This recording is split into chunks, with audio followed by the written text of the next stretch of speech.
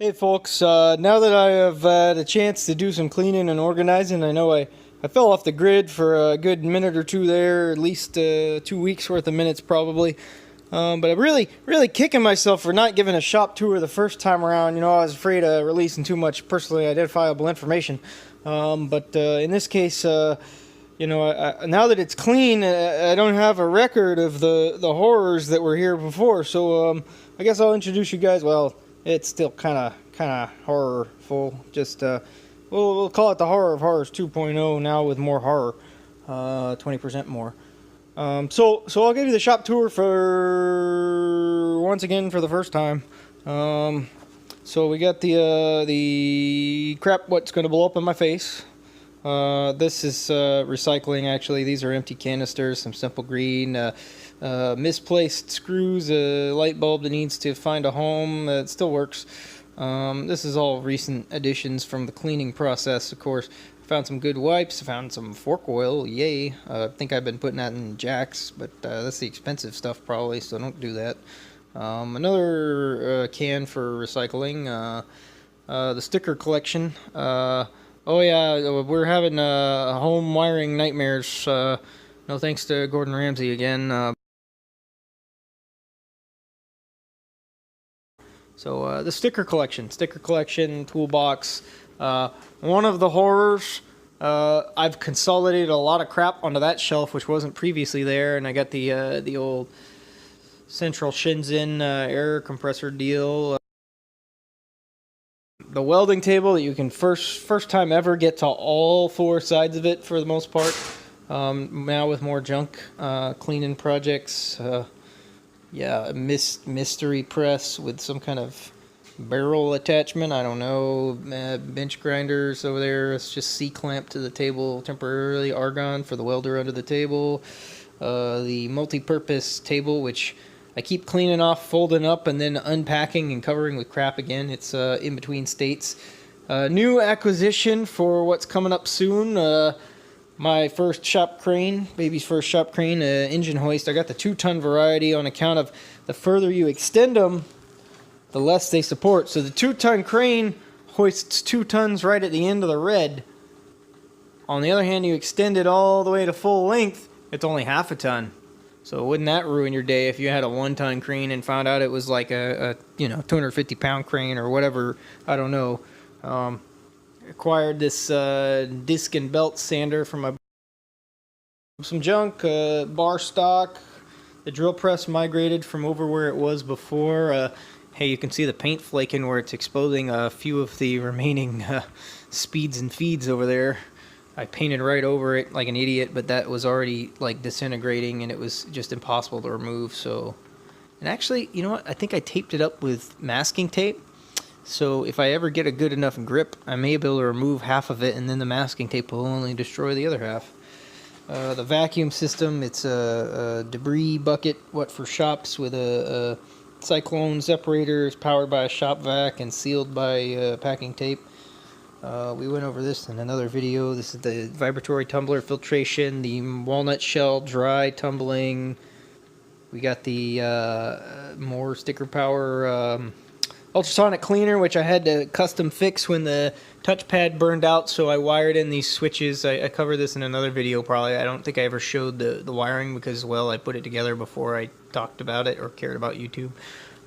So temperature set to 55. This turns on the temperature. This turns on the ultrasonics. It makes a horrific noise like a warp drive. And this sets the time to the next beer. So if I want to have a beer in 18 minutes or I want to have a beer in 20 minutes, of course, Saturday reduces the time to the next beer. Wednesday increases the time to the next beer. Yep, there's the stuff that I use for basically cleaning everything. It's aluminum safe, unlike the green stuff. Extreme Simple Green Aircraft Precision, it's recent acquisitions from the junk shop. It's a rotary XY table. Plan is, and it may be horrific, but I might have to drill a couple holes in the drill press, put this on the drill press table.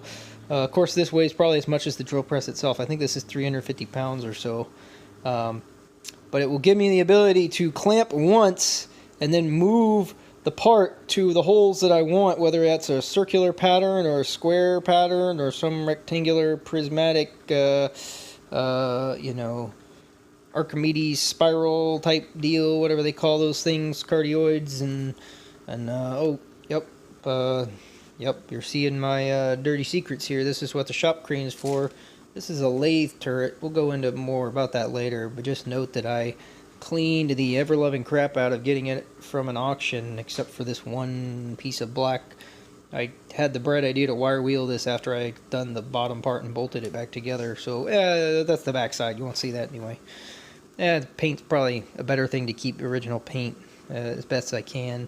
That's the lift cart, the assorted metal stock bits of sheet tube, and so there's a few rounds under that pile, and a bit of plastic, and then a lot of electronics parts, old keyboards, waiting for a new home. You know, if you got your Apple II or whatever, needs a keyboard. I don't have one, so sorry about that. Oh, I do have a nice set of Grizzly hex shank. What are the woodchuck shredders? 31-piece Forstner bit set. That's what it is. I just chucked this filter right into the trash filled with oily rags. I got the well, this is supposed to be protecting the gauges on the acetylene oxygen rig, but then I turned it around to give me more room when I pushed it up against the wall and banged the gauge right into the wall. There's where the old shelf used to be. This guy used to be next to the welding table. This is the first table I built way back in the day. Maybe, yeah, I guess it was in college.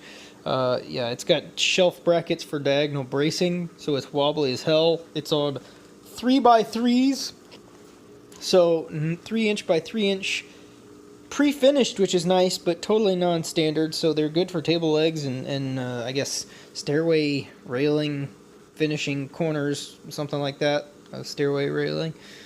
And the junk and the chop saw, which shall never be operated unless it's carried outside because it makes a mess. The extension cord for that hangs right off the table. This is the vacuum, so it's just thrown up here so that it doesn't fall behind anything. That way I can pull it out. I love this guy. It's a fine Turbo 2. I got it because it was the quietest one, and it's also a nice size, and it has, I think, it's not the highest fake horsepower rating, but it definitely has the highest or the lowest vacuum suction, inches of mercury, or whatever you like to suction. So there's the crusty beer fridge. It was matching the interior, and there's the front of that breaker panel again. And the big-ass welding table behind me. So, yeah, stuff. Always have a fire extinguisher at the ready. And there's a cross slide for the lathe. And more oily rags from cleaning lathe parts. And a stop sign that I got out of the trash. Yep, so yeah, that's pretty much the shop. You know, there's a lot of junk laying around on tables that I'm going to get around to. Just hadn't done it.